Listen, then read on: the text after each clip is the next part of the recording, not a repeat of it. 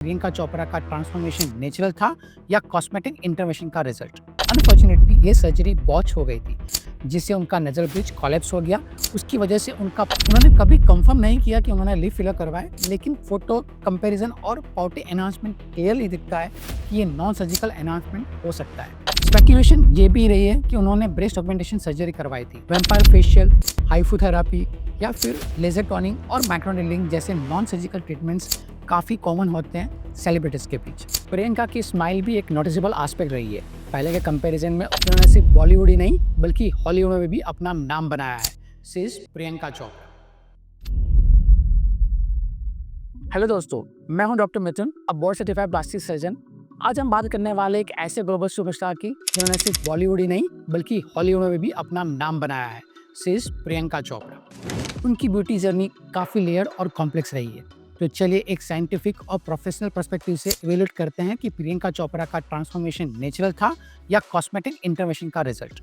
सबसे पहले बात करते हैं 2001 की, जब प्रियंका मिस वर्ल्ड बनी थी। उसी टाइम के अराउंड उन्होंने एक मेडिकल प्रोसीजर करवाया था जिसे हम नेजल पॉलिपेक्टोमी कहते हैं, जिसमें नेजल पासेज से पॉलिप रिमूव किया जाता है। लेकिन अनफॉर्चुनेटली ये सर्जरी बॉच हो गई थी, जिससे उनका नेजल ब्रिज कोलैप्स हो गया। उसकी वजह से उनका पूरा फेशियल हार्मनी बिगड़ गया था।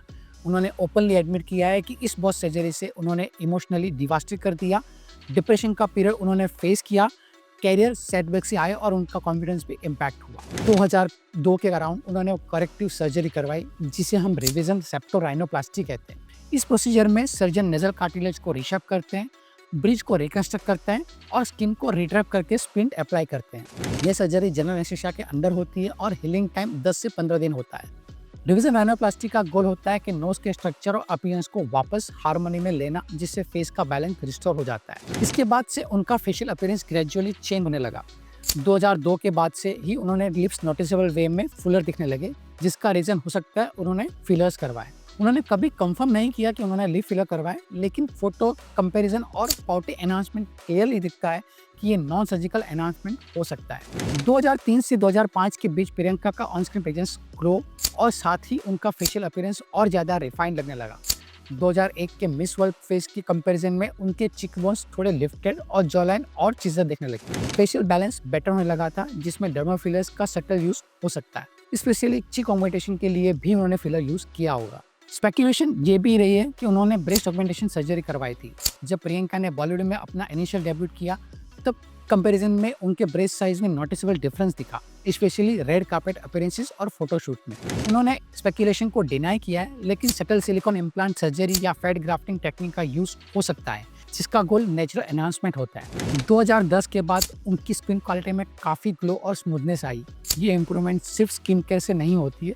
वैम्पायर फेशियल, हाइफोथेरेपी या फिर लेजर टोनिंग और माइक्रोनेडलिंग जैसे नॉन सर्जिकल ट्रीटमेंट्स काफ़ी कॉमन होते हैं सेलिब्रिटीज़ के बीच।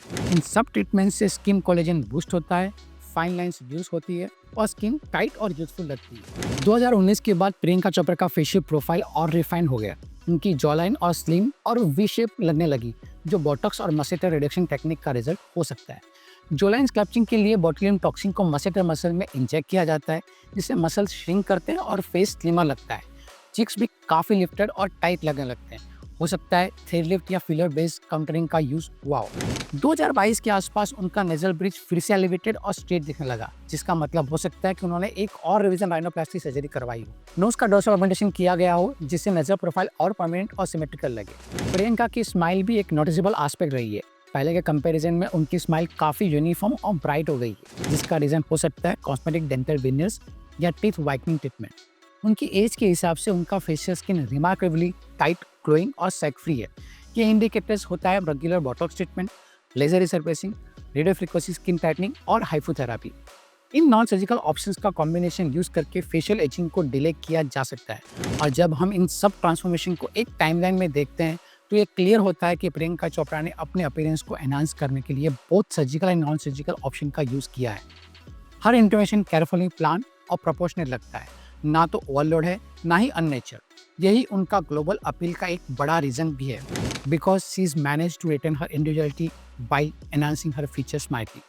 उन्होंने खुद भी ये एक्सेप्ट किया है कि उनका बहुत सर्जरी से गुजरना और उसके बाद का रिकवरी जर्नी उनके लिए इमोशनली ड्रेनिंग था, लेकिन उन्होंने उस ट्रॉमा से ओवरकम करके अपना कॉन्फिडेंस वापस बिल्ड किया और आज वो एक ग्लोबल एम्बेसडर है फॉर इंडियन ब्यूटी, टैलेंट और रेजिलेंस। तो दोस्तों, ये था एक प्रोफेशनल और in depth analysis of Priyanka Chopra के ट्रांसफॉर्मेशन का।